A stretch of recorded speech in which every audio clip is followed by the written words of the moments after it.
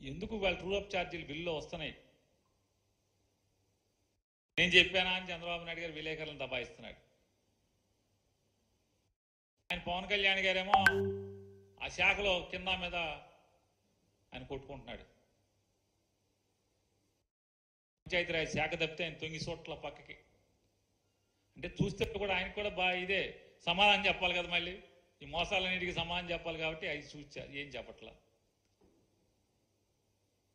Cinema రేట్లను మేమేదో చేసేసాం, సినిమా వాళ్ళకి అన్యాయం చేశాం, సినిమా రేట్లు అసలు సినిమాకి రేటు పెడతాక నువ్వెవడో రా జగన్, నువ్వెవడవే, సినిమాటోగ్రఫీ మినిస్టర్ ఆడెవడు ఈడెవడు అని మాట్లాడారు.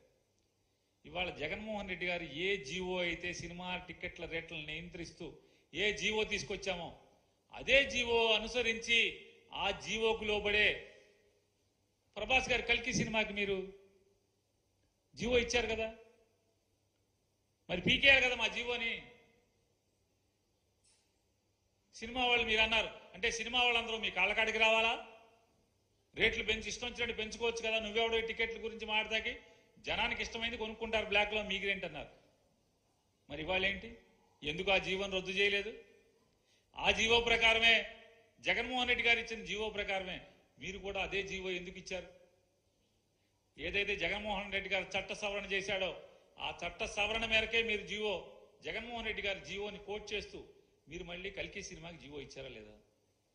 ఎక్స్ట్రా షో వేసుకుంటాకి నువ్వెవడవా ఎన్ని షోలు వేయాలో చెప్తాకని చెప్పని ఆ రోజు మాట్లాడిన వాళ్ళు ఇవాళ ఎక్స్ట్రా షో వేసుకోండి అని చెప్పని జీవో ఇచ్చారు కదా.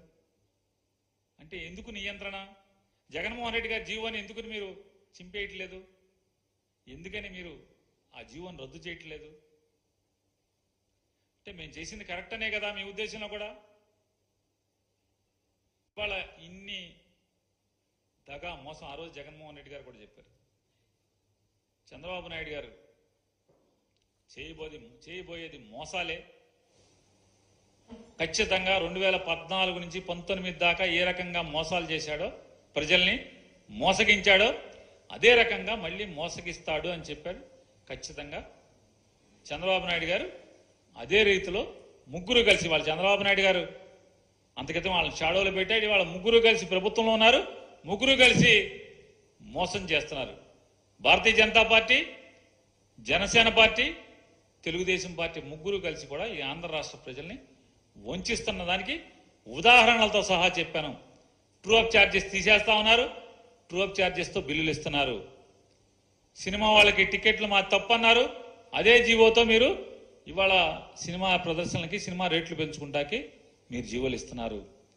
అమ్మకి వందనం అన్నారు, అమ్మకు వందనం పెట్టి పిల్లలకి పంగనామాలు పెడుతున్నారు. అమరావతి సంపద సృష్టించి నిర్మాణం చేసేస్తామన్నారు, ఇవాళ ఎప్పుడవుద్దో తెలియదు అంటున్నారు. పోలవరం 72% మేము కట్టాం, మేము వచ్చి తెల్లారేపటికి పోలవరం పూర్తి చేస్తా ఉన్నారు, ఇవాళ పోలవరం ఎప్పుడవుద్దో తెలియదు అని చెప్తున్నారు. ఇవన్నీ కూడా ఎన్నికల ముందు చెప్పిన మాటలు మోసపు మూటల కింద వాళ్ళ ప్రజలకి కళ్ళ కట్టినట్టుగా వాళ్ళు చూపిస్తున్నందుకు ఖచ్చితంగా ప్రజలు కూడా రేపు ఎల్లుండో తొందరలోనే మీరు ఇచ్చినటువంటి తప్పుడు హామీల్ని నిలదీసేటువంటి రోజు, మిమ్మల్ని బజార్లో నిలబెట్టే రోజు తొందరలోనే ఉందనేది కూడా మీకు హెచ్చరిక చేస్తున్నాం.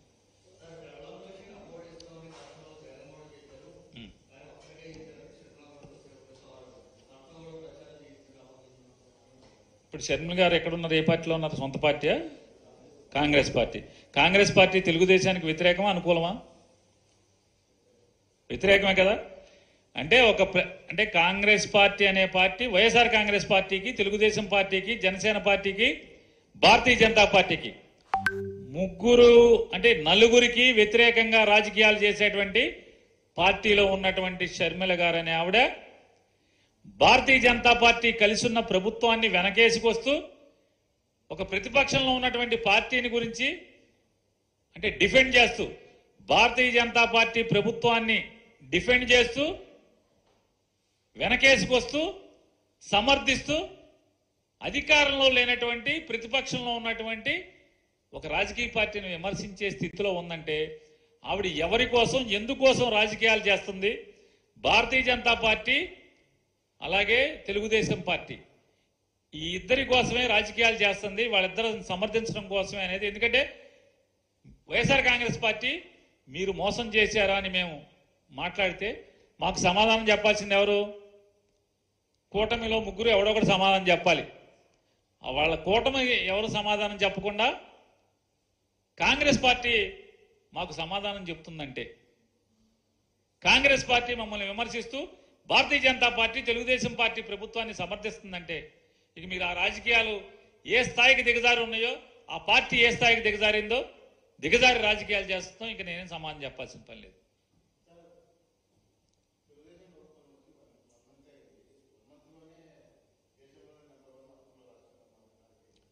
శరవేగంగా ర్యాపిడ్గా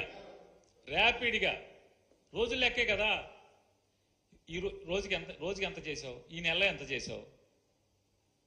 జూన్ మాసంలో ఎంత? ఆటోమొబైల్ సేల్స్ ఉంటాయి కదండి. జూన్ నెలలో మారుతి అమ్మకాలు ఎక్కువగా ఉన్నాయి, మీరే రాస్తుంటారు కదా, టీవీలో పేపర్లో చూపిస్తున్నారు కదా. జూలై మాసంలో ఇన్నోవా కిర్లోస్కర్ ఎక్కువ ఉన్నాయి. అలాగే ఇది కూడా జూన్ మాసంలో జూన్ 4 నుంచి జూన్ 5వ తారీఖు నుంచి జూలై 5వ తారీఖు దాకా భారతదేశంలో ఆంధ్రప్రదేశ్ రాష్ట్రం అప్పులు తీసుకోవడంలో అత్యధిక రాష్ట్రంగా, మొదటి రాష్ట్రంగా నిలబడిందని చెప్తున్నాను. నీ దాంట్లో తప్పే ఉంది నేను మాట్లాడిన దాంట్లో అన్న. సంపద సృష్టిస్తానని కదా వచ్చింది నువ్వు. సంపద సృష్టించకపోగా అప్పులు సృష్టించడంలో నెంబర్ 1 ఉన్నావని చెప్పాను. నేను ఇచ్చింది సమాచారం. తప్పుంటే నేను మాట్లాడిన దాంట్లో తప్పేంటో నన్ను ప్రశ్నించండి. నెల రోజుల్లో ఈ రాష్ట్రాన్ని ఏదో చేయమని అంటలేదు. ఎన్నికల ముందు ఏం మాట్లాడారు, ఇవాళ ఏం మాట్లాడుతున్నారు అని చెప్తున్నాను. సంపద సృష్టిస్తా అన్నారు, మీ హామీలను అమలు చేయడానికి సంపద సృష్టిస్తా అన్నారు. చివరికి జీతాలు ఇవ్వటానికి కూడా అప్పులు తెచ్చే పరిస్థితి కదా మీది. ఈ రోజు కూడా ఇక్కడ అక్కడ భారతీయ జనతా పార్టీ ప్రభుత్వమే ఉంది, ఇక్కడ అక్కడ తెలుగుదేశం పార్టీ ప్రభుత్వమే ఉంది, ఇక్కడ అక్కడ కూటమి ప్రభుత్వం ఉంది. ఈ కూటమి ప్రభుత్వంలోని దేశ ఆర్థిక మంత్రి ఈ రోజు కూడా చెప్తున్నారు, ఆంధ్రప్రదేశ్ రాష్ట్ర అప్పులు 4 లక్షల కోట్లు చిల్లరా అని. నిన్నటిదాకా మీరందరూ కూడా ఆఖరికి భారతీయ జనతా పార్టీ అధ్యక్షురాలను ఇక్కడ బోర్డు పెట్టుకున్నవాడు కూడా 15 లక్షల అప్పులు, 15 లక్షల కోట్ల అప్పులు అని చెప్పింది. మరి ఎవరిని నమ్మాలి? ఎవరిది మోసం? ఎవరిది అబద్ధం? చెప్పండి మీరు. నిర్మలా సీతారామన్ గారు ఈ దేశానికి ఆర్థిక మంత్రి.